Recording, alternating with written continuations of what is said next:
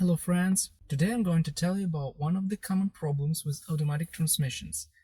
Actually, I'm going to tell you how you kill your automatic transmission, and I'm pretty sure that about a half of you are doing that. And this is about the parking pole. So when you put your transmission in park, you also need to apply parking brake.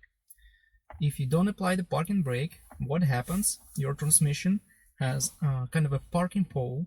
This is a metal thing, let's say a metal finger, that comes into contact with your transmission, and it holds this transmission in place. So when your transmission is in P, you will not be able to move the car. But it's not because of the brakes applied or something like that. It's because it has the parking pole. And this parking pole comes in contact with the transmission, and it doesn't allow the car to move. But this is the metal finger. It's not that mighty. And if your car is on the level ground, it's okay. It will hold the car, it will not move, it's going to be okay. But if the vehicle is on the incline, it's going to be a problem. Why? Because when the car is in an incline and you put it into P and you don't apply the parking brake, and then you release the brake pedal, you can feel that the car moves a little, yeah, it rolls back. And at this moment, the parking pole gets a little tension, and this is bad. When it happened once or twice or 3 times, that's okay, but then your transmission is at risk of failing actually. When this parking pole breaks, there is a problem. This parking pole can break and get into the transmission, and then it will grind between all these gears. This is the end of the transmission, this is the death.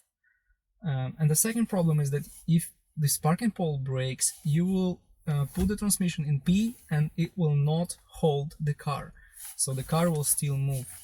It means that when the parking pole is broken, you will need to repair the transmission, and in some cases you will even need to replace this transmission. It's important to remember that whenever you apply the P mode and the car is in the incline, you should also apply the parking brake. Now you may also ask if car manufacturers are so dumb that they made this parking pole so weak. No, it's not weak.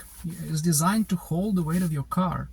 But if you go to the driver's manual, you will easily see that your car manufacturer actually tells you to apply the parking brake whenever you are parking your car.